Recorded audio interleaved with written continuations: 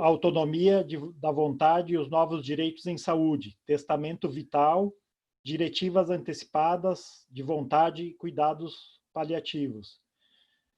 Esse evento é organizado pela OAB Subseção de Caxias do Sul, especialmente pela sua Comissão de Direito Médico e de Saúde, que tem na sua coordenação a doutora Ana Carolina da Silveira e o doutor Regis Eduardo Krause como vice-coordenador.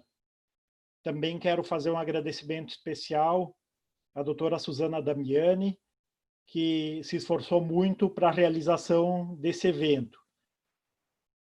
O evento também ele só está sendo possível de acontecer graças aos nossos patrocinadores, a Universidade de Caxias do Sul e a empresa AR Mastersul Cartório Postal, que tem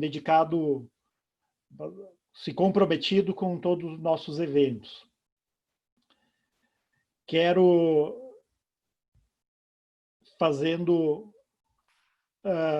um agradecimento, então, à nossa palestrante de hoje, a doutora Luciana Dadalto, que tem no seu currículo graduada em Direito pela PUC de Minas Gerais, mestre em Direito Privado da PUC Minas, doutora em Ciências da Saúde na Faculdade de Medicina de Minas Gerais, sócia do escritório Luciana Dadalto, Sociedade de Advogados, mediadora judicial e extrajudicial, cadastrada do CNJ, pesquisadora de temas relacionados a direito médico e bioética, especialmente testamento vital, coordenadora do Grupo de Estudos e Pesquisas em Bioética, GEP-Bio, da Escola de Direito do Centro Universitário Newton Paiva, administradora do portal testamentovital.com.br, membro da Comissão de Bioética e Biodireito do Instituto Brasileiro de Direito de Famílias e BDFAM, coordenadora do Comitê de Bioética da Academia Nacional de Cuidados Paliativos. Também quero registrar, então, o currículo da debatedora, a doutora Suzana Damiani, que é graduada em Direito e Letras pela UX, mestre em Letras pela PUC-RS, doutorado em Línguas Modernas pela Universidade del Salvador de Buenos Aires, capacitada pelo portal do Testamento Vital para atuação na área de aperfeiçoamento e direito médico da saúde, mediação, arbitragem e compliance. Quero boa noite, então, para a doutora Luciana, e também todos os meus colegas. Quero registrar aqui também a presença dos meus diretores da ordem, doutor Ivandro Bittencourt Feijó, doutora Heloísa Damer, todos os nossos conselheiros que estão presentes, os membros de comissão, advogados e advogadas presentes aí, que desculpem se eu não citei o nome de alguém aí, por causa que aqui fica, pelo formato que a gente tem, fica difícil um pouco de fazer o controle. É um prazer, mais uma vez, tê-los presentes nesse espaço virtual da OAB. A gente tem feito uma programação com bastante dedicação aí em todo mês do advogado, porque embora todas as dificuldades que a gente está passando, mas a gente tem demonstrado que é possível, sim, trabalhar, se aperfeiçoar, mesmo nesse tempo de pandemia. Quero dizer que, por parte da OAB, nós não paramos nesse tempo. Nesses 4 meses de pandemia, a gente fez uma série de realizações, desde campanha de vacinas, campanhas de arrecadação de alimentos, vaquinha virtual, em prol aí da comunidade, para ajudar a auxiliar as pessoas. Tivemos uma série de reuniões com juízes, com a corregedoria, para resolver problemas pontuais nesse período.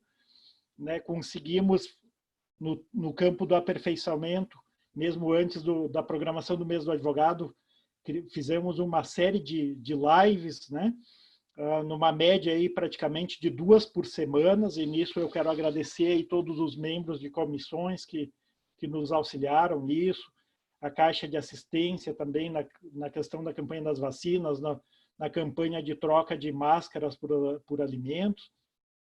Enfim, nós realizamos a nossa parte, o advogado que precisou do apoio da ordem nesse período aí, fazendo contato conosco, nós conseguimos auxiliar, criamos um grupo de teletrabalho para auxiliar aqueles advogados com mais dificuldade no trabalho remoto. E agora eu tenho a notícia que tem aí, pela troca de bandeiras aqui no Estado, é a reabertura do fórum. Eu já vou aqui avisando para todos os colegas que estão presentes, o Fórum de Caxias do Sul, Flores da Cunha, São Marcos e Antônio Prado, que seguem dentro da nossa área de competência, vão reabrir para o atendimento aos advogados a partir de sexta-feira, a partir dessa sexta-feira, tá? Porque pelo ato 30 da Corregedoria, a partir que é definido, então, a troca de bandeiras, tem 3 dias úteis de trabalho interno e depois é feita a reabertura. Vai ser a reabertura das 14 às 18 horas, inicialmente atendimento só para advogados, tá? Não vai ser reaberto para o público em geral, é apenas para advogados. Então, embora a gente tenha brigado bastante aí com a Corregedoria para buscar a reabertura do fórum, mesmo ainda quando estava em bandeira vermelha, mas, enfim, passou o tempo e agora estamos conseguindo, né? Só espero que continue na bandeira laranja para ele continuar aberto. Mas eu não quero me estender, eu quero, então, mais uma vez, agradecer a presença de todos, agradecer especialmente, então, à Comissão de Direito Médico da Saúde pelo brilhante trabalho, não só na realização desse evento, mas em todos os outros aí que tem feito e que tem sido uma grata satisfação ter essa comissão dentro da ordem, né? Porque a gente tem aprendido muito com essa comissão. E quero cumprimentar, então, mais especialmente a nossa palestrante, a doutora Luciana, fique bem à vontade nesse espaço virtual. Lamento que a gente esteja nessa situação, que tenha que ser da forma virtual, mas esperamos que um dia a gente possa repetir esse evento na nossa sede aqui em Caxias, né? E desde já a senhora está intimada para comparecer. Passo agora a palavra para a doutora Ana Carolina para fazer as considerações aí da comissão. Também só quero relembrar o pessoal que as perguntas, manifestações que queiram fazer durante a palestra, por favor, façam pelo chat ali do lado, né, embaixo ali, que daí no final vai ter um tempo para a gente fazer, enfim, trabalhar essas questões. Doutora Ana Carolina, por favor, fica à vontade. Obrigada, doutor Rudimar. Boa noite a todos. Doutor Rudimar, presidente, quero imensamente agradecer ao senhor, à diretoria, ao doutor Ivandro e os meus colegas conselheiros por terem oportunizado a criarem e acreditarem, apoiarem na nossa comissão. A comissão vai fazer em outubro 1 ano só. Luciana Dadalto, carinhosamente agradeço a sua presença. É uma honra para nós tê-la conosco neste evento com um assunto tão importante. Quero agradecer aqui também os colegas, os profissionais da saúde que estão aqui presentes, vejo alguns aqui, peço desculpa a quem não estou vendo também pela tela, falando desse tema, falando de finitude, falando de testamento vital, de diretivas antecipadas de vontade. E não menos importante, e deixo aqui por último, eu sempre sou muito breve, né? E propositalmente, a doutora Suzana, integrante da nossa comissão, que não mede esforços para promover e trabalhar pela comissão. É uma colega que tem como exemplo e traz à comissão muita sabedoria e conhecimento. Doutora Suzana, a palavra é toda sua. É uma honra. Obrigada, doutora Ana Carolina. Quero inicialmente agradecer ao doutor Rudimar pelo apoio que tem dado a todas as iniciativas da comissão. E, em nome dele, cumprimentar todas os demais membros da comissão, da direção da OAB. Agradecer a doutora Ana Carolina por ter sempre apoiado as iniciativas e confiado nas propostas que a gente levou à comissão. Em nome dela, como coordenadora da comissão, cumprimentar os demais coordenadores de toda a OAB e os colegas de comissão. Cumprimentar os advogados, em especial pelo mês em que se celebra a atuação de profissionais que detêm uma responsabilidade social em prol da busca pela garantia de um Estado democrático de direito e pelos princípios de justiça. Aos profissionais da saúde também um agradecimento especial, porque eles são os interlocutores sem os quais se tornaria hermética para os operadores do direito essa temática, se nós não tivéssemos com quem dialogar. Um agradecimento também à comunidade, porque há pessoas da comunidade que aceitaram o convite para pensar sobre a vida como um período que também envolve pensar o seu fim. E, em especial, a doutora Luciana, que de forma muito sensível e graciosamente aceitou estar conosco hoje, abrindo mão do seu tempo e da sua intimidade para estar conosco. O Dr. Rudimar fez a apresentação do que seria o currículo dela. Eu vou falar brevemente também, porque as pessoas estão aqui para ouvir a doutora Luciana. Eu só gostaria de acrescentar que a doutora Luciana tem um rol de obras publicadas. Para quem não teve a oportunidade ainda de buscar, essas obras estão acessíveis via diferentes editoras ou empresas de venda por sites. Eu tenho em mãos aqui, eu não estou na minha sede, eu não estou também em casa, não estou no escritório, mas alguma coisa veio. Esse é digamos que o que a gente mais acaba olhando, que é o Testamento Vital. Então, para quem se interessa, é uma obra especialmente sobre Testamento Vital. A minha já é a 4ª edição, né? Então, uma obra que vem sendo revisada e reeditada, então uma busca bem grande pelo público. Ela também já tem obra que trata de bioética e diretivas antecipadas de vontade. Então, aí a gente vê que nem tudo se traduz numa mesma temática como sendo específica, há divisões. Diretivas antecipadas de vontade, ensaio sobre o direito à autodeterminação é outra obra. Mais uma obra dos hospitais aos tribunais. E também a obra Diretivas Antecipadas para Tratamentos Médicos, um estudo comparado entre o direito brasileiro e o argentino. Além dessas obras físicas, livros, a doutora Luciana Dadalto é autora e coautora de inúmeros artigos científicos relacionados ao tema. Falando especificamente sobre o desafio de falar em tão pouco tempo sobre tanta coisa, eu só quero trazer uma breve introdução. A proposta de temática deste evento, Autonomia de Vontade e os Novos Direitos em Saúde, Testamento Vital, Diretivas Antecipadas de Vontade e Cuidados Paliativos, permite não apenas uma palestra, mas vários cursos.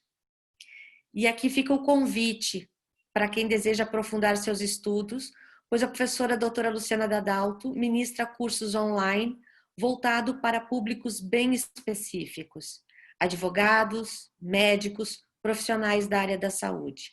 Então, sou aluna da Luciana, já fiz o curso sobre Testamento Vital, agora sou aluna do curso de Ética, Bioética e Cuidados Paliativos, então posso falar com propriedade que os cursos são direcionados a fins bem pontuais, bem específicos. Quem se interessar realmente tem uma oportunidade ímpar de ouvir quem muito conhece sobre o tema. Então, assim, realmente é um desafio falar sobre tantas coisas diversas, imbricadas, em um tempo tão reduzido. Para os que buscarem informações pelas redes sociais, certamente encontrarão um rol de opções muito interessantes. Gostaria só de, a título de organização, dizer que o nosso tempo hoje inicia agora e vai até as 21 horas, quando nós encerraremos o evento. Então, de novo, o Dr. Rudimar já colocou isso no início, caso alguém tenha chegado um pouco depois, as questões para que a gente possa abrir um espaço de interlocução, elas serão enviadas via chat, sempre lembrando que há inúmeros conceitos pressupostos ao se tratar de diretivas antecipadas, de testamento vital, de autonomia de vontade, de cuidados paliativos. Então, não se esgota aqui de forma alguma. Apesar de haver um controle sobre os microfones, a gente pede a gentileza que as pessoas verifiquem se os seus microfones estão desligados, para que não haja interferências.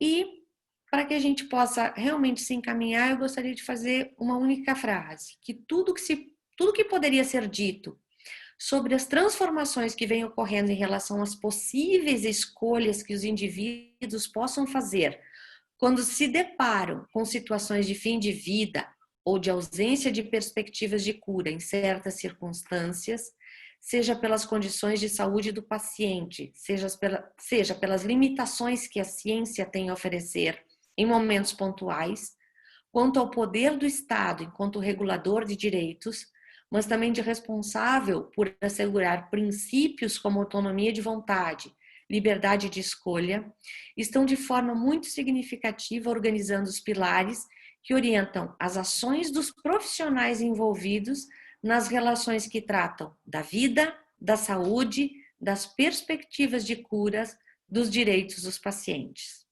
O que ao longo do tempo parece ter sido a única opção, lutar contra o inevitável, prolongar o processo de finitude, encontra hoje um espaço fértil para novas reflexões. Doutora Luciana, é com uma imensa satisfação que, em nome de todos os que aceitaram o nosso convite para acompanhar esse evento, em nome da Comissão de Direito Médico e da Saúde da subseção da OAB Caxias, em nome da OAB Caxias, agradeço a sua disponibilidade de nos honrar com sua presença e passo a palavra, que é a quem todos querem ouvir. Muito obrigado e depois eu volto com as questões. Bom, boa noite. Enquanto você estava falando, Suzana, eu estava aqui no WhatsApp conversando com o pessoal da área técnica, tentando resolver a apresentação. Eu tenho uma apresentação de PowerPoint para passar. Vamos ver se... Ah, agora sim. Agora foi. Então, todo mundo consegue ver minha tela? Confirma para mim se vocês estão vendo. Sim, perfeito. Sim? Ok, que bom. Sim. Suzana, vou só te pedir uma coisa. Eu tenho problemas com multifoco.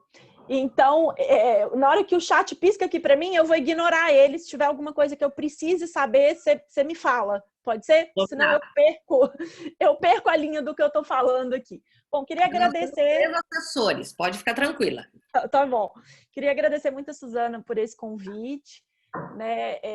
É um prazer sempre falar sobre um tema que eu já pesquiso há muitos anos. A Suzana estava falando aí do meu currículo, falou de uns livros que nem eu mais me lembrava que tinha escrito, livros há 10 anos atrás, mas enfim, tem aí uma caminhada relativamente longa nesse tema. Suzana foi minha aluna, é minha aluna, né, na verdade, agora, então é muito bom voltar a encontrar com os meus alunos nessas oportunidades. E está em Caxias pela primeira vez. Eu iria a Caxias agora, em junho, dar um workshop para médicos. E, né, obviamente, esse workshop foi cancelado, está adiado, sem nenhuma data. Eu nunca fui até aí, mas é um prazer. Essa pandemia tem me permitido viajar por vários lugares. Olha que eu já viajo bastante no Brasil, mas eu tenho viajado mais online. É um prazer estar aqui falando com vocês de um tema que, como a Suzana disse, assim, eu vou dar pinceladas sobre os 3 temas, né? O cuidado paliativo, a autonomia do paciente e a relação com as diretivas antecipadas, porque efetivamente a gente poderia ficar no mínimo 20 horas falando sobre esses temas. Então, eu estou aqui agora, como eu sou host, eu também tenho que autorizar as pessoas a entrarem, eu tenho que fazer várias coisas como host. A Suzana já me apresentou para vocês, né? Eu sou advogada, trabalho na advocacia, então é também muito prazer estar aqui na semana, no mês, né? No mês do advogado, que a OAB de Caxias está comemorando, agosto é o mês do advogado, então é um prazer estar aqui também como advogada, não só como pesquisadora, mas como uma pessoa que tem cada vez mais tentado fazer o advogado entender que a gente precisa, na verdade, e todos esses temas têm a ver com a falta que nós, profissionais do direito, temos na faculdade de um tema que eu acho absolutamente imprescindível, que é a educação para a morte. Da mesma forma como o Atul Gawande diz num livro que se chama Mortais, que ele não aprendeu na faculdade de medicina que os pacientes dele morrem, nós, advogados, não reconhecemos ou não somos ensinados a reconhecer a finitude da vida. A gente vê a morte lá no direito penal, né, como no crime de homicídio e nos outros crimes contra a vida, e a gente vê a morte no direito civil, lá no direito das sucessões. Mas a gente não é ensinado a preparar o nosso cliente para a morte, e nós não somos ensinados a pensar como profissionais que preparam pessoas para a morte. E por isso a grande dificuldade que a gente tem em lidar com os temas relacionados à finitude e as questões relacionadas ao fim de vida. Então, para a gente começar, né, o que são os cuidados paliativos? Nós do direito sabemos muito pouco sobre os cuidados paliativos, porque efetivamente não é um tema jurídico, é um tema da área de saúde. Os cuidados paliativos, eu trouxe aqui para vocês um conceito da IHPC, que é uma associação internacional de cuidados paliativos, e esse conceito é do ano passado. Vocês vão ver vários conceitos, a Organização Mundial de Saúde já mudou o conceito de cuidados paliativos 3 vezes, o último em 2017. Esse é o conceito que eu considero mais completo e também é o mais recente que a gente tem. A IHPC vai dizer que os cuidados paliativos são cuidados holísticos, ou seja, nós vamos olhar para o paciente como um todo e não apenas para o câncer daquele paciente ou para a demência que aquele paciente tem, mas olhar para o paciente como efetivamente um sujeito, alguém que tem uma personalidade, uma biografia, ofertados a pessoas de todas as idades. Então, cuidado paliativo não é algo para velhos só. É muito comum os profissionais que não conhecem cuidados paliativos falarem: mas cuidado paliativo é só para idoso. Não, cuidado paliativo deve ser ofertado para pessoas de todas as idades que se encontram em intenso sofrimento relacionado à saúde. Então, vejam, quando que eu vou ofertar cuidado paliativo para uma pessoa? Quando essa pessoa estiver com uma doença grave. E, especialmente, mas não necessariamente, quando ela estiver em fim de vida. Então, cuidados paliativos não se confundem com cuidados em fim de vida. Os cuidados em fim de vida fazem parte da abordagem paliativa, mas o ideal é que nós possamos ofertar cuidados paliativos a todos os pacientes no momento do diagnóstico de uma doença grave. E a função, o objetivo dos cuidados paliativos é melhorar a qualidade de vida dos pacientes, de suas famílias e de seus cuidadores. Vejam que coisa interessante. Os cuidados paliativos são uma abordagem transdisciplinar, interprofissional, que tem por objetivo não a cura, mas o objetivo do cuidado paliativo é a melhora da qualidade de vida de quem? Dos pacientes, mas também dos familiares e dos cuidadores. Por isso, a ideia do cuidado holístico. Por isso, a ideia de que eu olho para o paciente como um ser social, como um sujeito de direitos. E nós, no Brasil, precisamos começar a trazer para o direito brasileiro o cuidado paliativo como um direito humano universal. Então, essa história que ainda existe no Brasil, e na verdade é muito comum, em que a gente conhece pessoas e dizem assim: o fulano que eu conheci, ele teve um câncer e, nossa, ele deu muita sorte, porque lá no hospital que ele estava tratando, tinha uma equipe de cuidados paliativos. nós ainda tratamos, e isso é importante para nós do direito, nós ainda tratamos cuidado paliativo como sorte, como benesse, mas cuidado paliativo precisa ser visto como um direito humano. Lá na categoria do direito internacional dos direitos humanos e, por via de consequência, ser trazido para o direito brasileiro como um direito fundamental, afeto ao direito da saúde. Então, todo paciente, no momento do diagnóstico de uma doença grave, deveria ter acesso aos cuidados paliativos. Por que que não tem?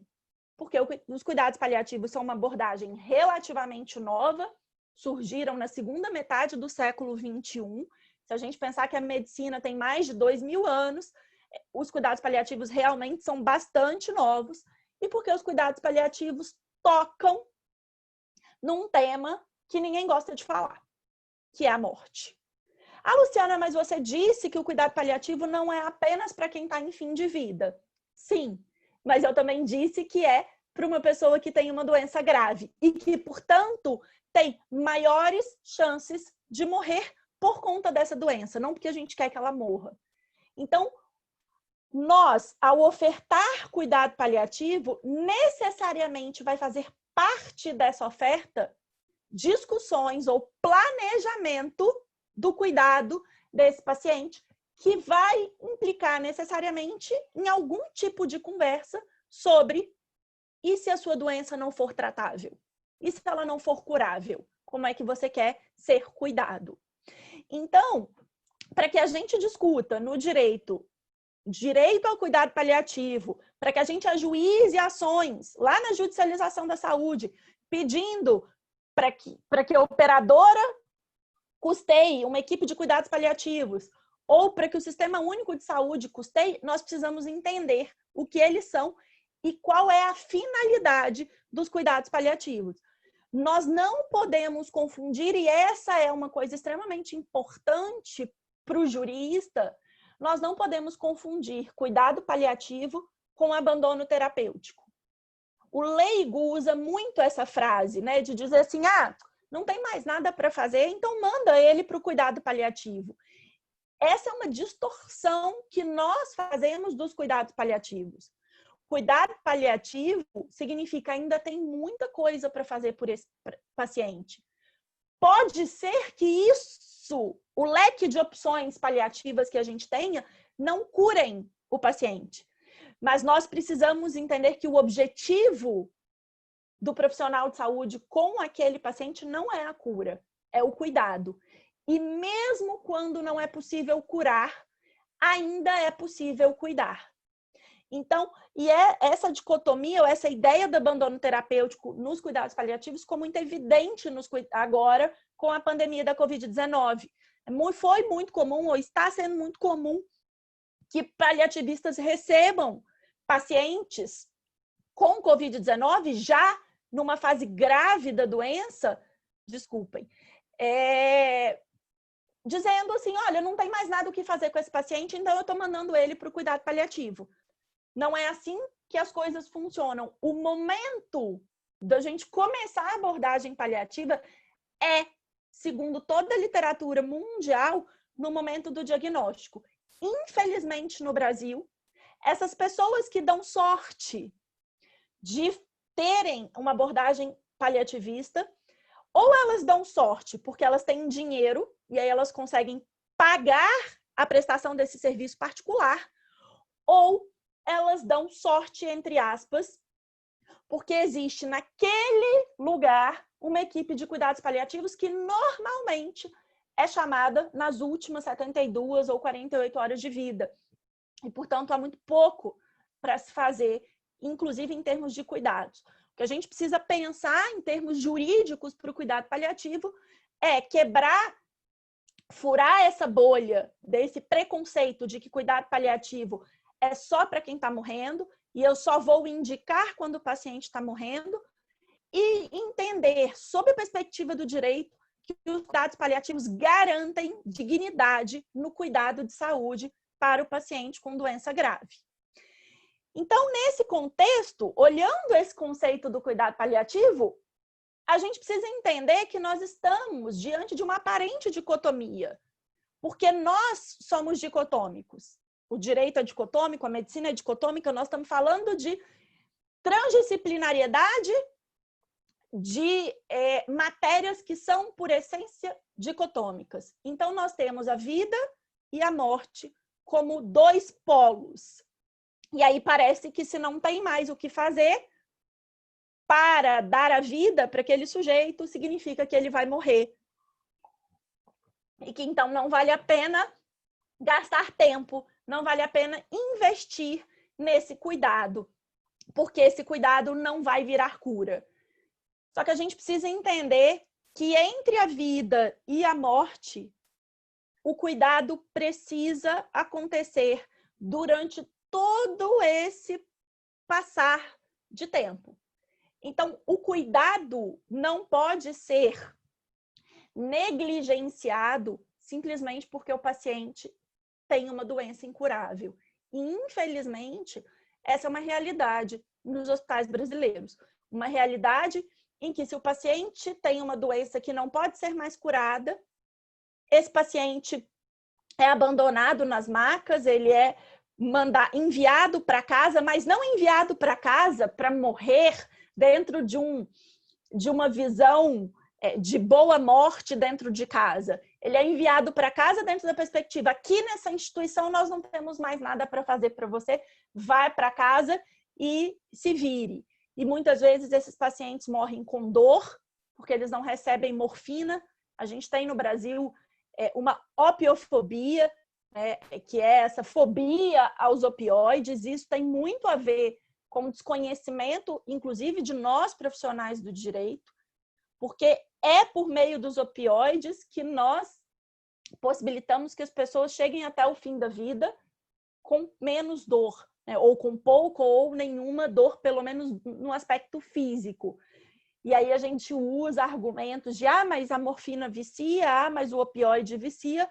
Qual é o problema de viciar? Primeiro, que vicia num longo prazo. E aqui nós estamos falando normalmente de pacientes que têm poucos meses ou poucas semanas de vida. E se a pessoa já está em fim de vida, por que nós estamos preocupados realmente com esse efeito, esse possível efeito colateral de uma dependência para algo que efetivamente tem um efeito de dar mais dignidade para o morrer? Então, o que a gente precisa pensar é isso, é o olhar para o cuidado do paciente e o entendimento de que entre a vida e a morte há muito para fazer, há muito a se fazer por esse paciente. E aí vocês vão falar: Luciana, isso é muito simples, cuidar de uma pessoa, isso é muito simples. Por que essa confusão toda, né? Por que a gente arruma essa confusão toda para falar de cuidado paliativo, para falar de autonomia no fim de vida? Porque os profissionais de saúde não foram forjados nas instituições, eles não foram educados para lidar com a morte. O Atul Gawande diz, na introdução do livro Mortais, que é, na minha concepção, o melhor livro que a gente tem voltado para o público leigo sobre finitude, o Gawande fala, no comecinho do livro, que ele aprendeu muitas coisas na faculdade de medicina, mas a mortalidade não foi uma delas. Então, se ninguém conta para os médicos, se ninguém ensina para os estudantes de medicina que os pacientes morrem, o que eles vão fazer diante de um paciente que está morrendo? Achar que esse paciente não merece ou não tem condições de receber nada que ele, profissional, pode entregar, porque ninguém ensinou para ele a cuidar de pacientes que estão morrendo. Além dessa falha educacional, isso não é só no Brasil, a falha educacional dos médicos em relação à finitude acontece no mundo inteiro, inclusive na Inglaterra, no Reino Unido, berço dos cuidados paliativos. Isso acontece especialmente na segunda metade do século XX, porque Marco Bobbio vai dizer para a gente que a medicina hoje pode resolver todo e qualquer sofrimento e prolongar a vida além de qualquer expectativa. Olha, se a gente tem tecnologia, se a gente tem formas de ligar os pacientes a aparelhos e usar remédios, 5ª linha de quimioterapia, 6ª linha, 10ª linha, cirurgia, transplante multivisceral, medicamento que custa R$1 milhão por mês, nós não vamos conseguir encarar a morte como um fato natural. Então, se o profissional de saúde ele já não foi ensinado a lidar com a morte, e agora ele tem um aparato tecnológico na mão dele que diz para ele, você pode fazer tudo para o paciente não morrer na sua mão, significa que nós não vamos conseguir pensar efetivamente na morte como um fato natural. E essa é uma questão que vai impactar diretamente um problema que é jurídico, né? O olhar que nós do direito temos para o chamado direito à vida. Quando a gente fala que a vida é um direito constitucional, será mesmo que nós, juristas, olhamos para a vida como um direito? Porque, para mim, parece que muitas vezes nós olhamos para a vida como um dever. Quando nós dizemos para o paciente que ele é obrigado a fazer determinado tratamento, que ele precisa receber determinado medicamento, nós estamos tratando a vida não como um direito, mas sim como um dever. E isso é uma questão extremamente complexa, porque envolve não só questões jurídicas, envolve também questões culturais, questões religiosas e questões morais. A gente pode, inclusive, perguntar a quem pertence a vida. E aí a gente vai sair daqui e vai discutir eutanásia e suicídio assistido.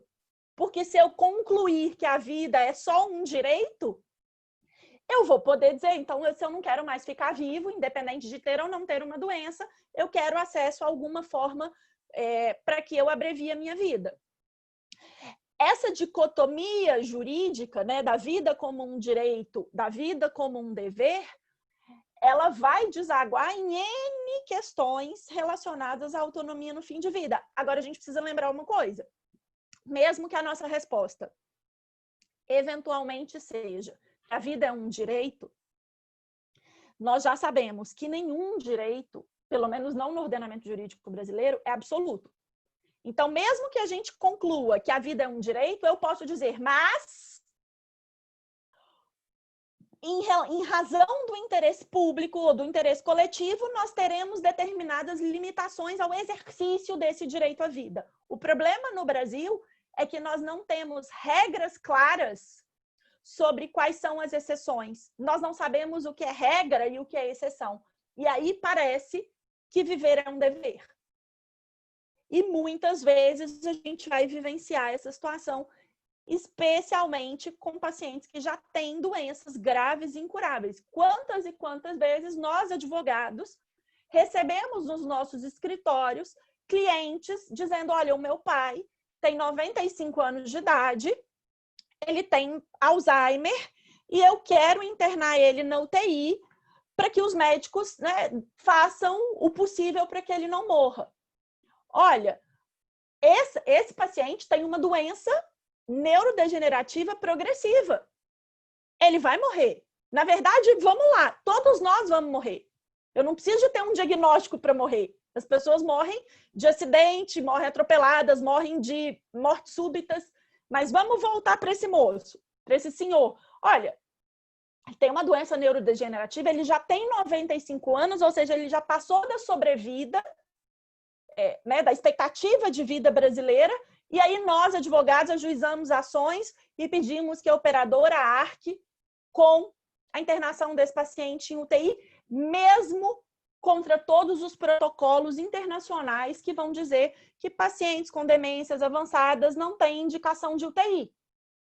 E aí nós, advogados, viramos meros executores de prescrições médicas que têm objetivos, muitas vezes, altruístas, porque, vamos lá, o médico também como o Gawande disse, ninguém contou para ele, ninguém ensinou para ele que o paciente morre. Então, ele vai pegar esse senhorzinho e vai fazer o possível para que ele não morra no plantão dele. É o famoso, né? O médico usa isso. No meu plantão, ninguém morre. Eu não assino atestado de óbito.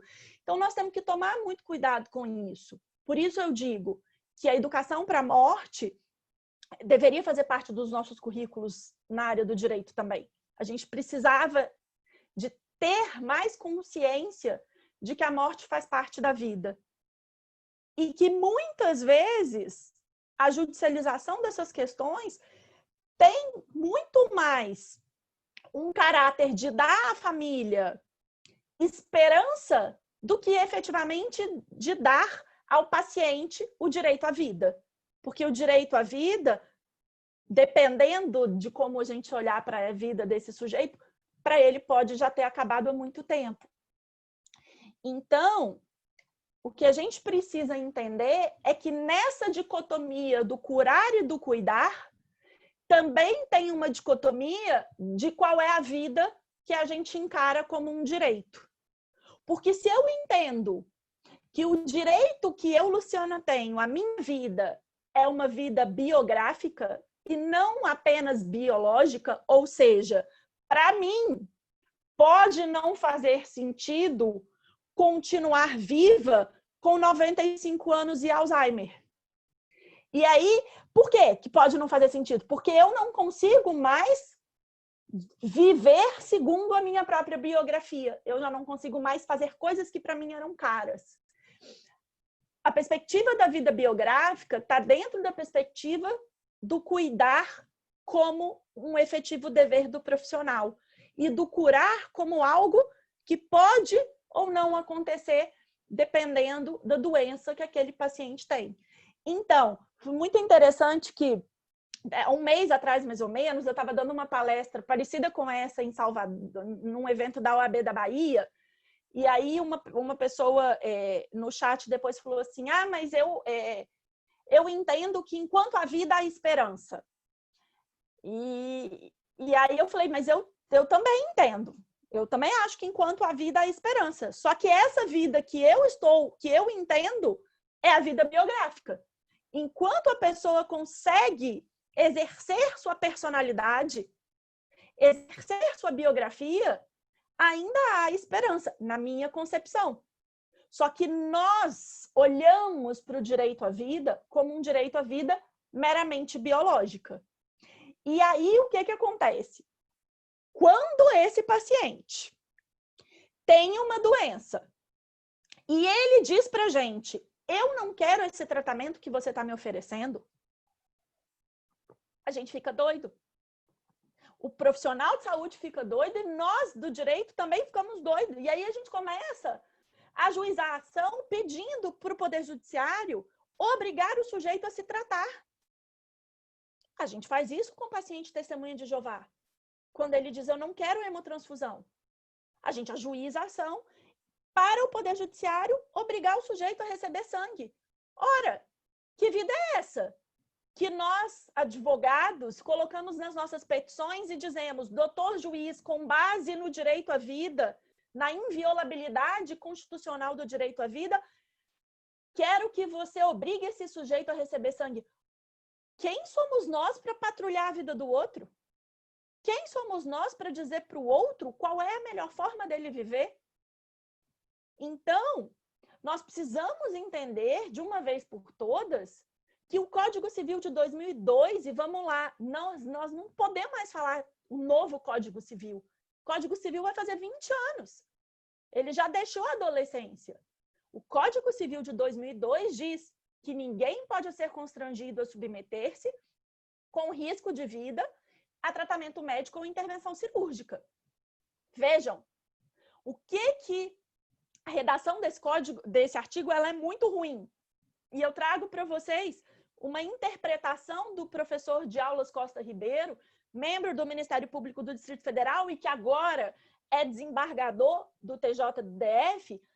E o professor de aulas, que é uma das pessoas que mais fala há mais tempo no Brasil e que, inclusive, é um dos conselheiros do Conselho dos conselheiros informais do Conselho Federal de Medicina, o professor de aulas interpreta o artigo 15 dizendo, olha, o que esse artigo 15 está dizendo é que ninguém, nem que essa pessoa esteja em risco de vida, pode ser constrangida a tratamento ou a intervenção cirúrgica.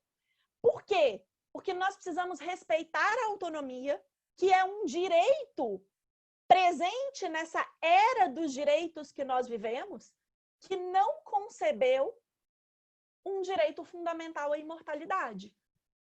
Então, quando eu digo para o paciente, e agora, nesse momento da Covid-19, uma das situações mais comuns que a gente está tendo de recusa de tratamento são pacientes que dizem para os médicos, olha, doutor, se eu precisar ser entubado, não me entube. Eu estou recusando a intubação. E eu, Luciana, desses 5 meses de pandemia, ouvi de N médicos dizendo, é óbvio que eu vou entubar esse paciente, mesmo contra a vontade dele.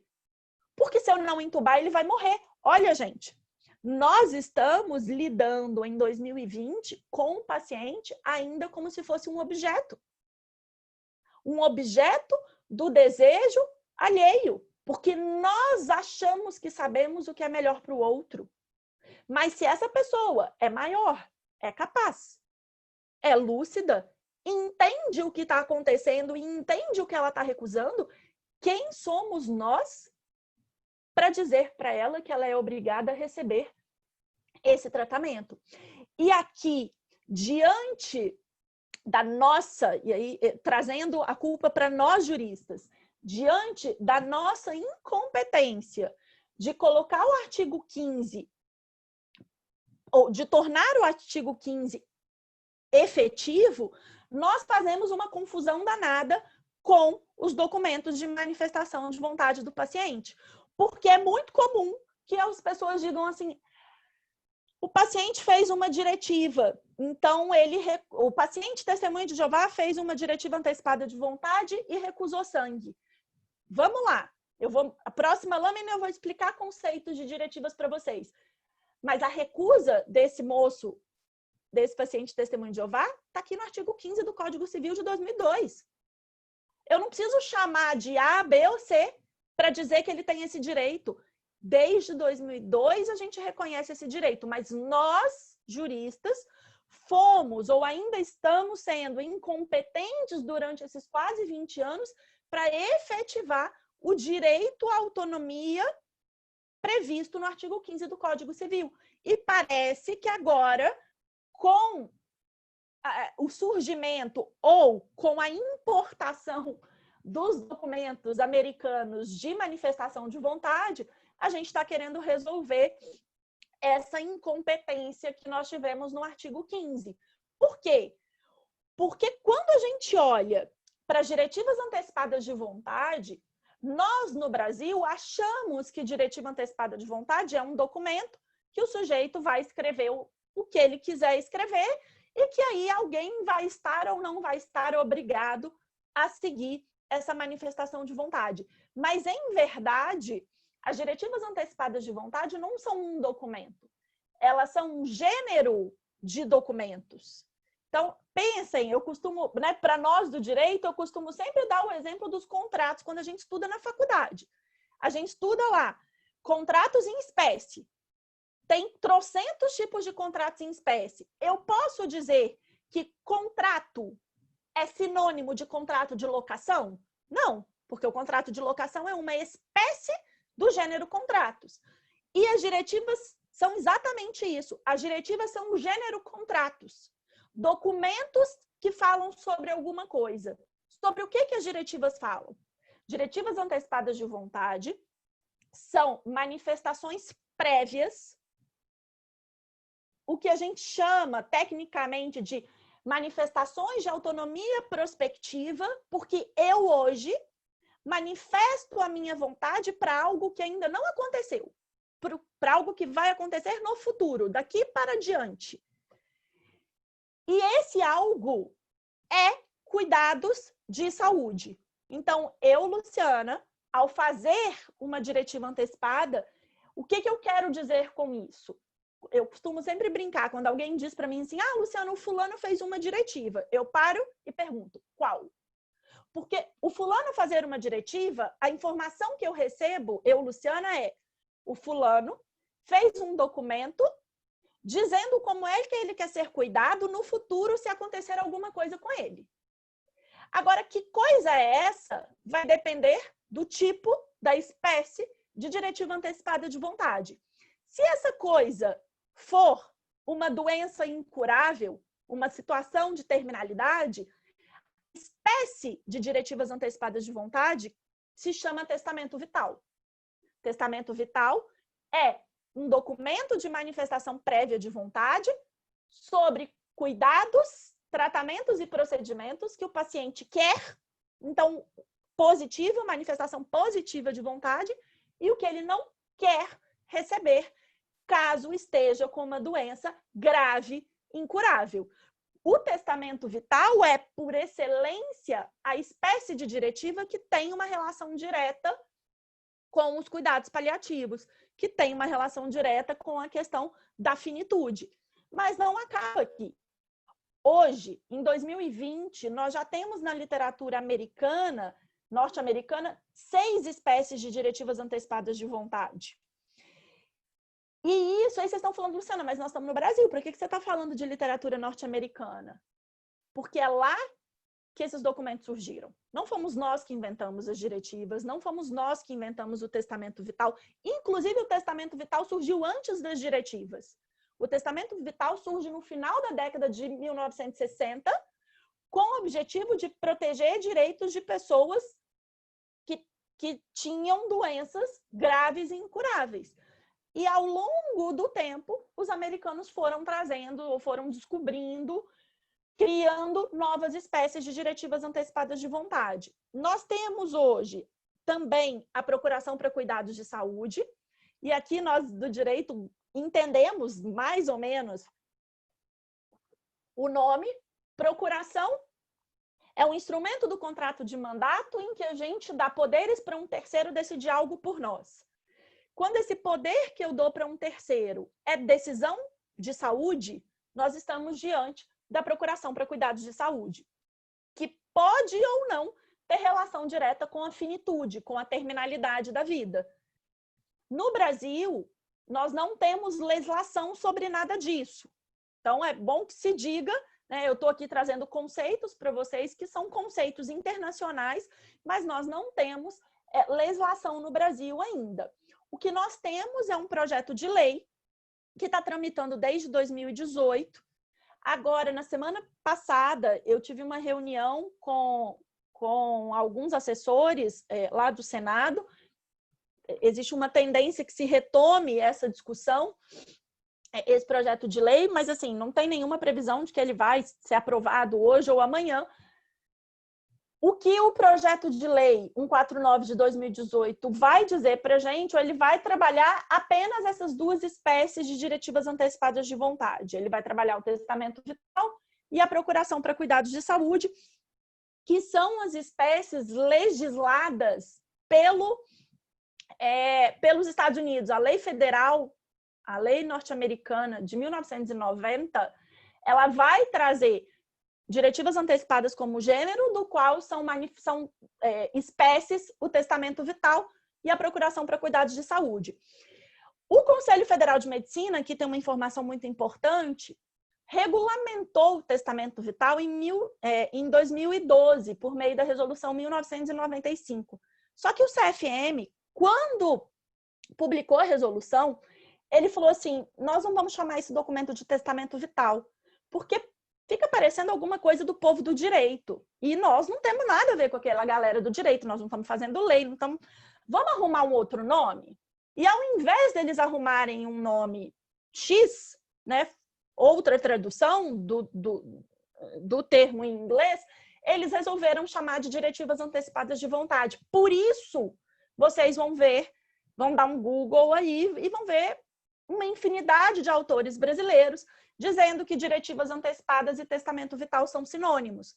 Porque o Conselho Federal de Medicina disse isso.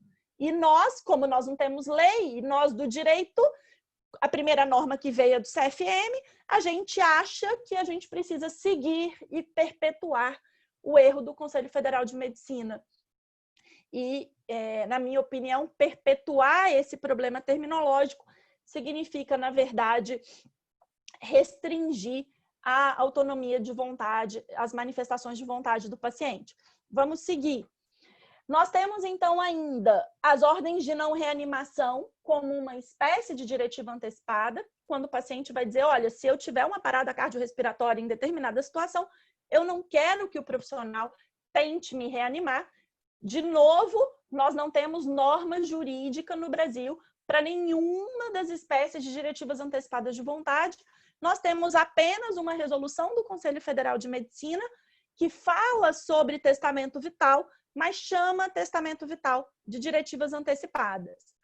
Nos Estados Unidos, já existe a discussão sobre as diretivas antecipadas psiquiátricas, que nada mais são do que documentos prévios feitos por pacientes que não estão com doenças terminais, mas que têm uma doença psiquiátrica, e ele vai dizer, por exemplo, olha, se eu tiver uma crise muito grave em que eu perca temporariamente o meu discernimento, eu já vou aqui avisar para os médicos como é que eu quero ser cuidado. Se eu tenho alguma instituição que eu prefira ser internado, se eu aceito eletroconvulsoterapia ou não aceito.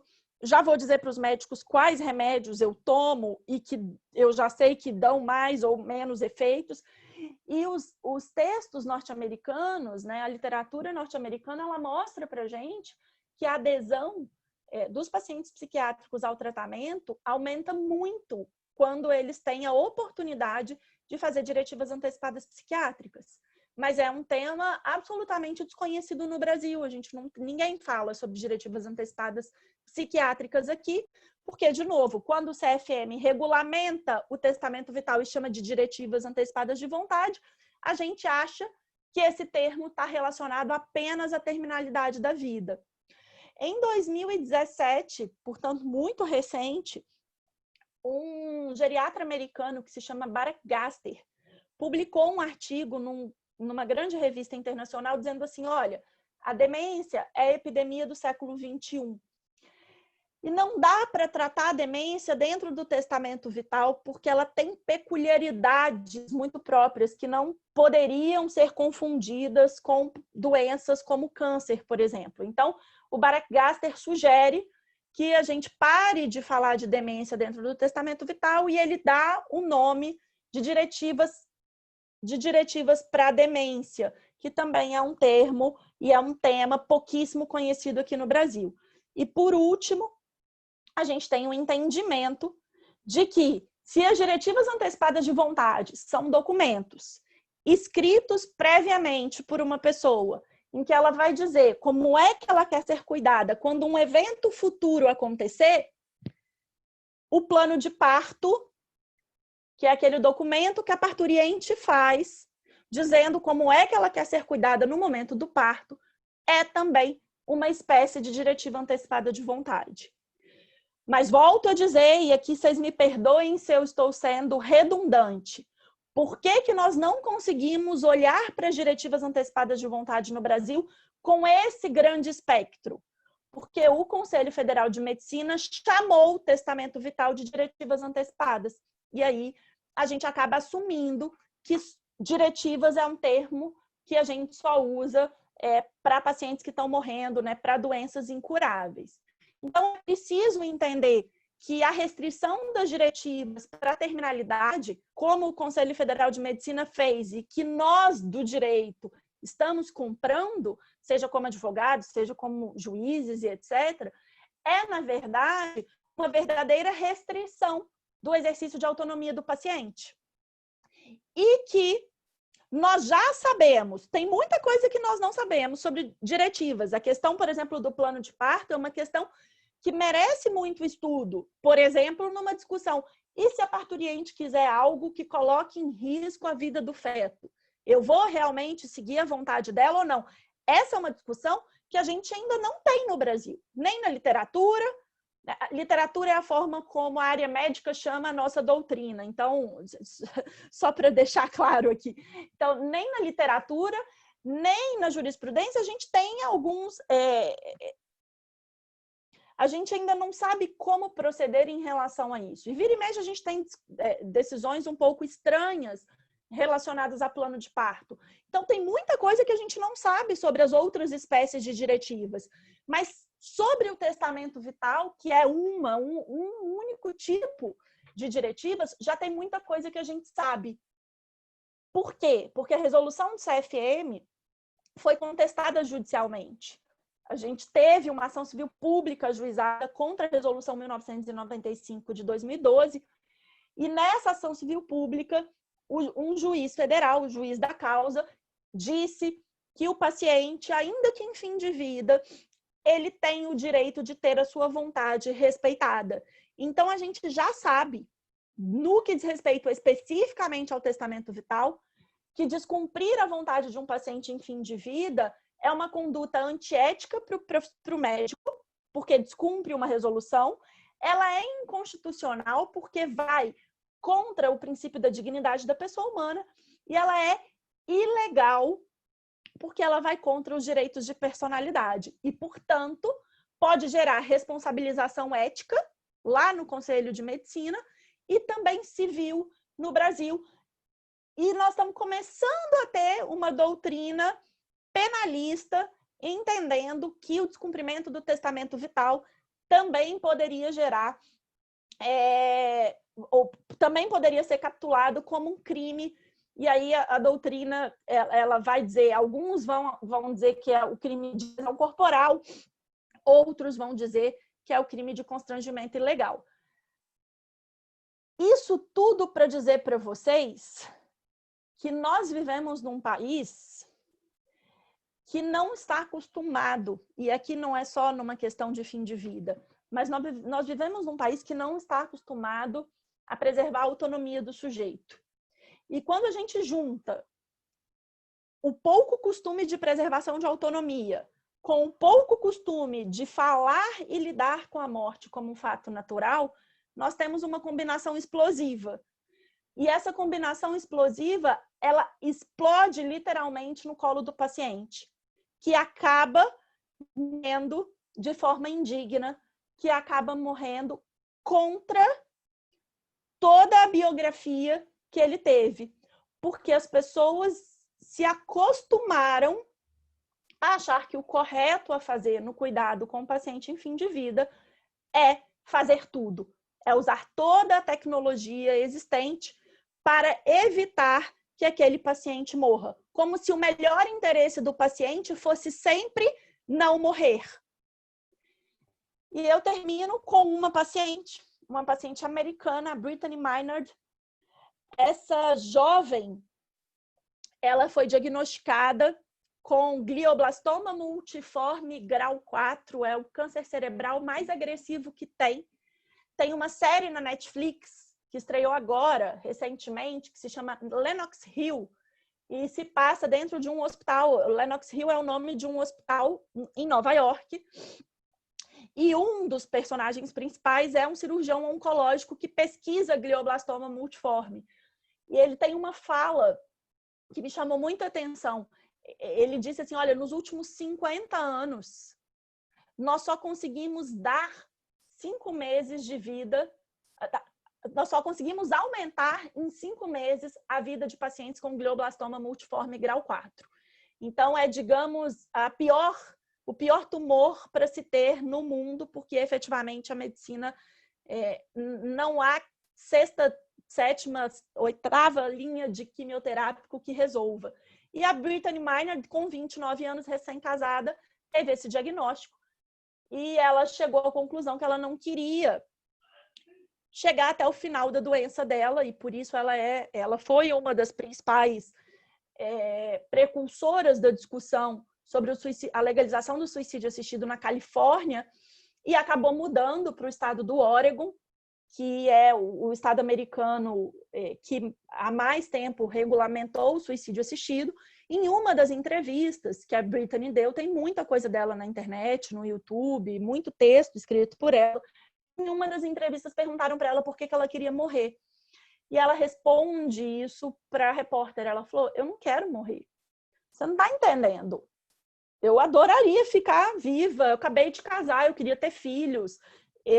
Ela era alpinista. Ela falou, eu queria escalar o Everest, mas eu estou morrendo. E dentro dessa realidade, eu quero morrer segundo os meus próprios termos. No Brasil, nos Estados Unidos, na França, no Japão, na China, o testamento vital é um documento que permite, dentro das limitações jurídicas de cada país, as pessoas a morrerem segundo os próprios termos, a encararem a sua própria finitude e a poderem dizer num documento, num exercício de autonomia prospectiva, quais são os melhores termos para aquela pessoa para chegar até o fim da própria vida. O convite que eu faço para vocês hoje é que vocês reflitam não sobre o cliente de vocês, mas sobre vocês. Quais seriam os próprios termos de vocês caso vocês tivessem uma doença incurável? Muito obrigada. Fico aqui os meus livros mais novos.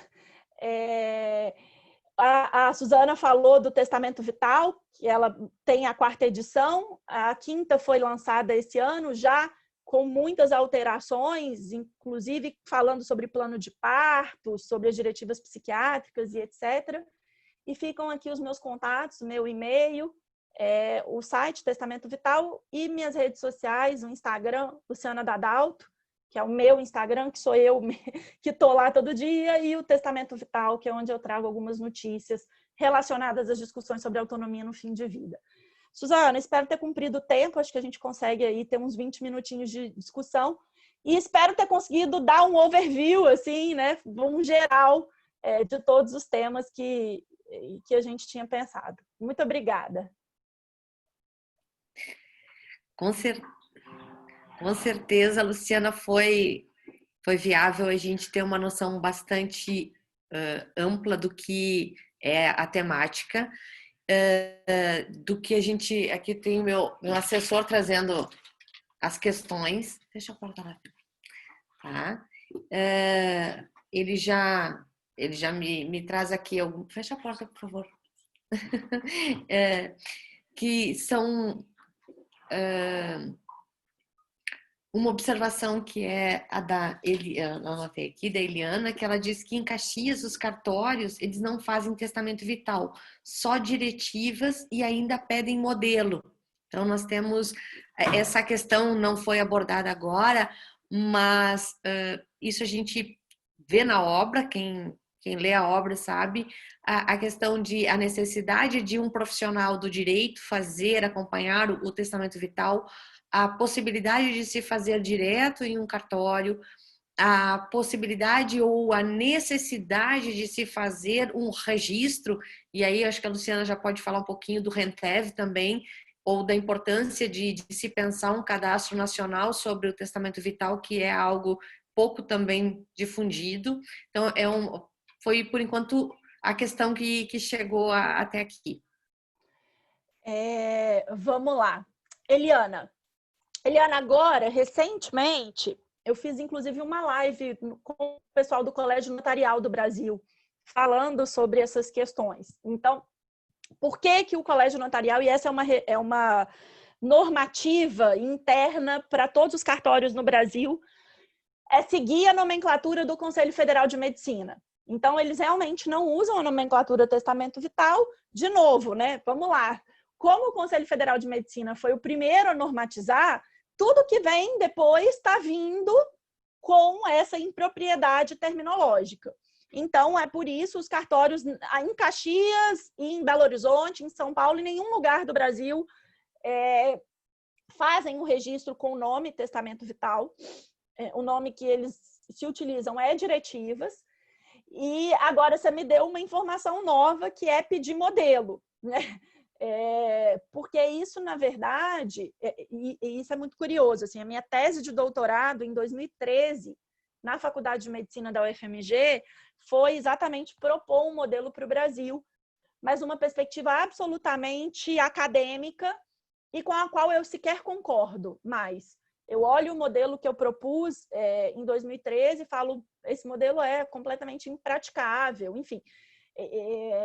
E acho que isso é a beleza do estudo, né? Acho que eu fico vendo, às vezes, só um parênteses aqui, a imprensa às vezes fala assim, o fulano vai ser nomeado qualquer coisa, mas ele escreveu algo há 10 anos atrás falando X.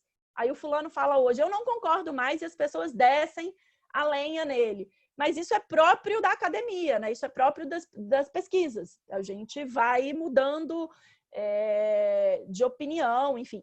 Então, assim, especificamente em relação ao modelo, eu acho que ter um modelo é importante e o modelo precisa ser visto como um norte, mas não como o ponto final. Ele é o fim, ele é o meio e não o fim. Porque cada pessoa tem a sua própria história e as vontades, as manifestações vão mudando de acordo com pessoa para pessoa. Mas só para te dar um exemplo, em Portugal, a lei portuguesa, que é de 2012, Portugal tem um modelo oficial, é publicado, né, oficialmente pelo governo, mas ele é um modelo facultativo e não obrigatório. Então, a gente tem, cada estado americano tem um modelo específico. A questão do modelo é uma questão que é muito comum. Muitas pessoas, eu recebo inúmeros e-mails de pessoas me pedindo um modelo. Porque é muito mais fácil, né? Nós, advogados, vamos lá fazer uma petição inicial. Pega qual é o modelo. Só que as pessoas não cabem em modelos. E o testamento vital, ele conta a história da vida de uma pessoa. E a história da vida de uma pessoa não cabe nos modelos. Então, acho que é isso que a gente precisa entender. E é uma luta dos cartórios. É bom lembrar que a gente tem aí uma briga eterna com os cartórios sobre a necessidade ou não de um advogado. Então, ter um modelo significa, lá no cartório, significa que a parte, digamos assim, ela não precisa de contratar um advogado, basta que ela vá lá e assinale o X e o Y do que ela quer. Mas somos nós os responsáveis por verificar a legalidade daquele documento, daquele conteúdo. Então, eu sou uma das defensoras de que numa possível legislação sobre o tema no Brasil, a gente deveria sim ter uma obrigatoriedade de advogado, né, de consulta ao advogado, da mesma forma como a gente tem no testamento patrimonial, por assim dizer. Mas essa é uma briga ainda muito boa, né, ainda muito real na prática. Pela via judicial, Eliana, não entendi o que você quis dizer com isso, assim, mas vou te contar uma história que talvez funcione. Em 2017, eu não ando muito boa com os anos, não. Uma senhora em São Paulo fez um testamento vital e ajuizou uma ação pedindo que o Poder Judiciário atestasse a validade daquela manifestação de vontade. E a juíza disse, na sentença foi, não faz o menor sentido esse pedido. Todo negócio jurídico no Brasil, se ele seguir os requisitos do negócio jurídico, partes juridicamente capazes, objeto lícito, possível, determinado ou determinável, forma não... Enfim, aqueles requisitos que a gente estuda lá no começo da faculdade. Todo negócio jurídico é presumidamente válido. Então, eu não precisaria de ir fazer um documento e ir ao Poder Judiciário, pedir ao Poder Judiciário que validasse o meu documento. Porque isso significa, na verdade, se a gente defender isso, nós vamos defender que todo contrato que a gente faça, eu tenho que ir para a via do judiciário para obrigar o cumprimento. Eu, inclusive, Eliana, tenho um artigo publicado comentando essa decisão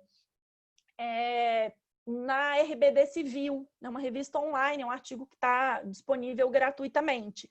Então, né, quando você está falando que você leu em artigos o ajuizamento de ação para obrigar o cumprimento, eu, Luciana, sou absolutamente contrária a essa ideia e acho que essa é uma ideia que nós, né, que, enfim, às vezes o advogado se apega muito mais como uma forma de, enfim, ter trabalho, né, de mostrar que o advogado é necessário, do que efetivamente de pensar num sistema judiciário como um todo. Imagina que todo mundo faça um negócio jurídico e vá pedir para o judiciário validar o negócio jurídico. Nós estamos tentando evitar a judicialização, né? E não aumentar. Então, temos que lembrar que nós temos que seguir os requisitos. Então, eu preciso não adianta eu fazer um testamento vital e pedir eutanásia e querer que o médico seja obrigado a cumprir. Então, dentro do que é juridicamente possível, não vejo a menor necessidade e como eu te falei, assim, só tem uma decisão nesse sentido no Brasil, a gente só teve um caso que foi uma decisão exatamente nesse sentido, inclusive com a juíza dizendo, olha, eu não tenho como numa ação em que for uma ação de jurisdição, um procedimento de jurisdição voluntária, que portanto não tem réu, eu não tenho como dar uma sentença obrigando um terceiro hipotético a cumprir um documento. Porque eu não sei quem vai ser o médico daquela pessoa. O dia que ela ficar doente, para qual hospital que ela vai, quem vai cuidar dela. Então, essas questões. Agora, consigo ver, Eliana, a judicialização diante do descumprimento efetivo. Eu tenho meu testamento vital, cheguei no hospital, né? E aí o médico fala, eu não vou cumprir essa vontade, ou a família, isso é mais comum, a família diz para o médico, o meu pai não queria ir para a UTI, mas eu quero que você leve o meu pai para a UTI, porque senão eu vou te processar, senão eu vou chamar a imprensa, eu vou fazer boletim de ocorrência. Aí sim, eu vejo a possibilidade de uma judicialização para forçar o cumprimento, mas dentro de uma situação efetiva de descumprimento, não de uma hipótese de descumprimento, porque senão acho que a gente cai numa situação de judicialização que não faz sentido. Luciana, temos mais duas questões e eu acredito que são bem importantes. Eu vou começar com a da Suzana Kipper, espero que tenha pronunciado direito o sobrenome. Ela coloca o seguinte, como fica o caso de filho, 13, 14 anos, já com discernimento, com doença incurável, se ele não aguenta mais e quer recusar tratamento, mas os pais não aceitam? Fica a cargo dos pais essa decisão, mesmo contrariando a vontade do filho? Assim, é a questão da capacidade. Sim. Essa é uma questão. E depois temos mais. Vou deixar uma para o... Você quer fazer as duas? Posso fazer a outra? A outra diz respeito opa, onde é que ela está aqui? A questão de deixa eu pegar aqui o nome também é da Eliana, que faz muito tempo que estou pesquisando o assunto, tenho 2 clientes interessadas e eu mesma vou fazer uma diretiva no tabelionato que eu já esclareci a cliente. Falei com juízes e nem sabem o que é testamento vital, tá? Obrigada pela informação. E outra questão essa foi o agradecimento. Doutora Luciana, se for do entendimento do médico ser claro ao seu paciente, mediante um diagnóstico grave, e a família for enfaticamente proibitiva a esse respeito, quais as implicações jurídicas? Então, aqui é a questão do menor e a questão da família, dos interesses. Eu acho que a última eu quase que já respondi, né? A família não tem o direito, e a gente já tem decisão judicial nesse sentido, inclusive a decisão que valida a resolução do Conselho Federal de Medicina, dizendo que, olha, o paciente, ainda que esteja em final de vida, ele é um sujeito de direitos e, portanto, a vontade dele precisa ser preservada. O problema prático dessa situação é que o paciente possivelmente vai estar em coma, né? Vai estar incapaz, e a gente não teria, a priori, uma pessoa que faria, às vezes, né, de autor dessa ação.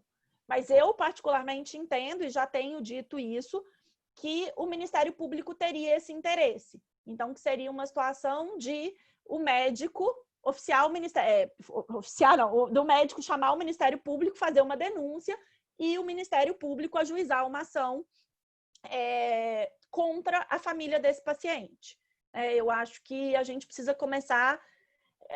eu sou bastante contra a judicialização, acho que, na verdade, o que a gente precisa mesmo é educar a sociedade para a morte, né? Fazer essa família não ir contra a vontade desse paciente, mas a gente não muda a cultura do dia para a noite. Então, até que a gente consiga mudar essa cultura, eu acredito que algumas judicializações nós precisaremos ter no Brasil para que a coisa funcione. E aí, Eliana, eu já te trago uma informação que, assim, nós brasileiros copiamos tudo que o americano faz, né? O bom e o ruim.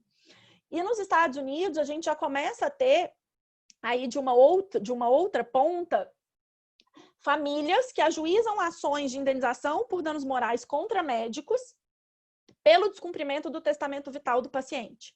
Porque o médico também descumpre. O médico também fala, não, esse cara não quer ir para a UTI, mas eu vou levar mesmo assim.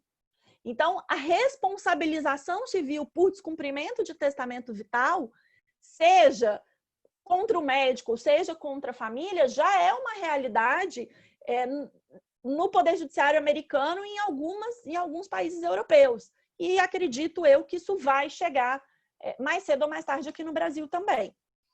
A questão do menor é uma questão complexa, porque, de novo, nós damos pouca conta dessa informação no direito. A gente precisa lembrar lá dos direitos de personalidade, que os direitos de personalidade são intransmissíveis, irrenunciáveis e inalienáveis. Então, ainda que eu seja mãe de uma criança ou mãe de um adolescente, o direito à vida e o direito à saúde pertence àquela criança. Então, quem vai fazer a renúncia e aí, pelo Estatuto da Criança e do Adolescente, inclusive, se o adolescente tem condições de manifestação de vontade, ele precisa ser ouvido. E nós já temos visto, fora do Brasil, isso também ainda é uma coisa que não chegou no Brasil, o entendimento da jurisprudência dizendo que eu posso suplantar a vontade dos pais se, diante do caso concreto, eu entender que a vontade dos pais é contrária ao melhor interesse do menor, seja criança, seja adolescente. Então, a gente tem alguns casos, especialmente na Inglaterra, isso é muito pungente, a gente já tem vários casos nesse sentido, mas que, de novo, tem a ver também com uma questão cultural. Nós temos uma cultura de objetificar o menor, independente da idade, e de achar que se o menino tem 13 anos e ele não quer mais fazer quimioterapia e os pais querem que ele faça, ele tem que seguir a vontade do pai, porque é o pai é que manda. Então, essa questão cultural é uma questão ainda muito complexa, mas que, Eliana, trazendo aí um olhar para você, o cuidado paliativo pediátrico tem crescido muito no Brasil e as equipes de cuidado paliativo pediátricos, elas têm ferramentas de comunicação para tentar mediar esse tipo de conflito, que na maior parte das vezes é mediável. Assim, eles conseguem fazer os pais entenderem o custo, o sofrimento daquela criança diante da escolha do pai. Mas nós vamos ter sempre casos fora da curva, que por mais mediação que se faça, que por mais comunicação que se faça, existe, né, a obstinação terapêutica, que a gente chama de distanásia, ela é muito grande, ela existe em toda situação, mas na infância, na criança e no adolescente, ela é muitíssimo maior, porque é como se a gente estivesse desistindo da vida de alguém que tem um potencial enorme de vida. Então, é realmente uma questão complexa, super atual. A gente tem vários casos, inclusive recentes. Tem um caso acontecendo neste momento nos Estados Unidos, de uma menininha de 9 anos, desculpa, confundi o caso da Tinza, ela tem 2 anos e pouco, que está absolutamente numa situação incurável, e está lá a família e os médicos brigando na justiça para decidir o que faz com a menina. Isso existe todos os dias no mundo inteiro.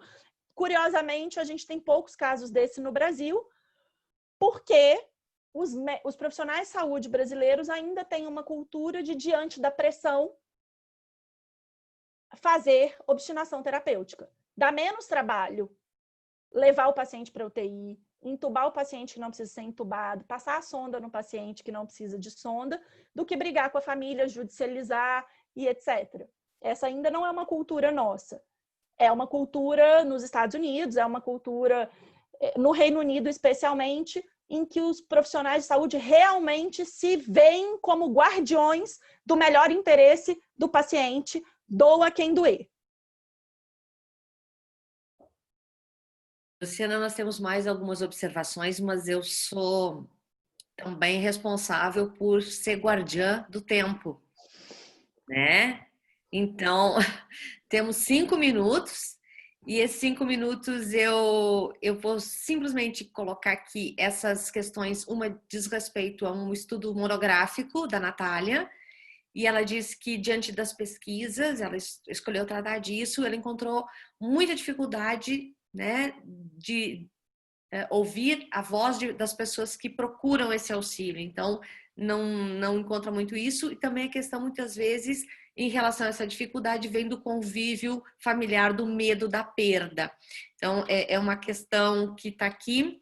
Uma outra questão diz respeito à extubação. Eu acho que eu me lembrei muito da nossa primeiro encontro sobre o curso sobre ética, bioética e cuidados paliativos. Então, a extubação é um tema bem interessante.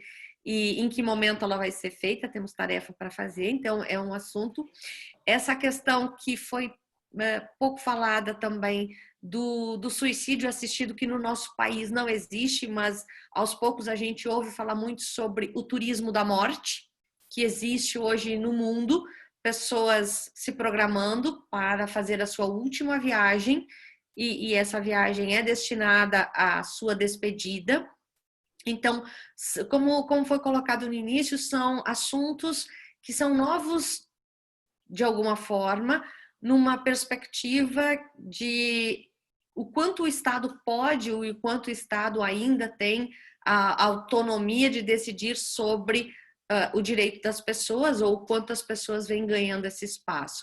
Então, assim, eu vou ser bastante rígida na questão tempo, aproveitar esses minutos finais para mais uma vez agradecer a tua disponibilidade, deixar o convite para que a gente possa, num momento, temos planos, ideias de fazer um evento maior, e que você possa, na sua vinda a Caxias, quem sabe a gente faz uma parceria com os profissionais da área da saúde e integre também uma atividade com os profissionais da área do direito, e possa seguir conversando sobre isso. E vou deixar para os colegas um convite para que, se realmente querem ter esse contato mais próximo, pense na possibilidade de serem alunos da Luciana. Então, agradecer imensamente a Ana Carolina, doutora Ana, doutor Rudimar, pela oportunidade de trazer essa fala da doutora Luciana, agradecer a doutora Luciana de todo o coração, e se ela conseguir dizer alguma coisa nesses 2 minutos, o tempo é seu. Não, eu queria agradecer, Suzana, agradecer pelo convite. Realmente, a gente poderia ficar aqui horas e horas, né? Extubação paliativa é um tema que sozinho dá uma palestra, né? Dá uma fala. E acho que, assim, deixar para quem está assistindo, especialmente para os profissionais do direito, o entendimento de que nós estamos falando de efetivamente uma nova área, de novas coisas que nós não estudamos na faculdade.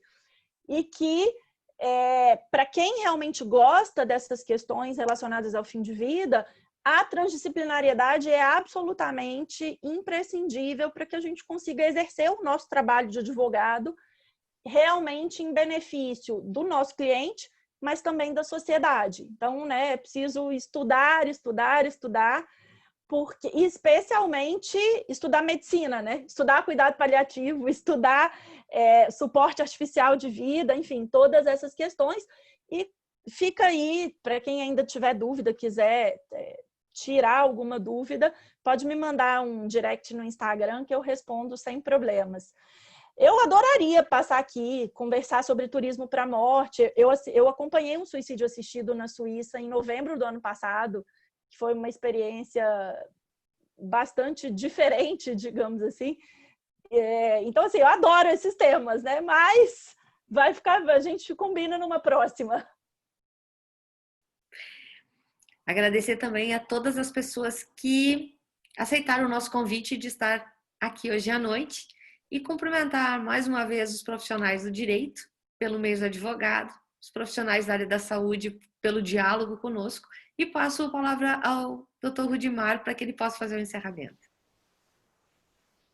Obrigado, Suzana. Obrigado, doutora Luciana. Acho que esses temas que são choques de princípios constitucionais são muito apaixonantes, né? Acho que hoje todo mundo vai dormir ou vai ter dificuldade para dormir, né? Pensando em tudo que foi falado aqui. Mas quero dizer que a minha gestão dentro da UAB ela vai até o final do ano que vem e eu vou fazer o meu testamento vital da gestão, que vai ter como cláusula que a senhora, nesse workshop que foi transferido aí, que era para ser aqui em Caxias, quando ele acontecer vai ter que ser, a senhora vai ter que passar em Caxias, vai ter que fazer, replicar esse evento lá na nossa sede. Por hora, muito obrigado, um abraço virtual, né, pelas palavras, por ter aceitado. Mais uma vez, o agradecimento à Comissão de Direito Médico e da Saúde pelo brilhante trabalho que vocês têm feito, e também a todos os colegas que assistem. Muito obrigado pelo prestígio e, mais uma vez, parabéns pelo nosso mês, né, pelo Dia do Advogado, no dia 11, pelo nosso mês.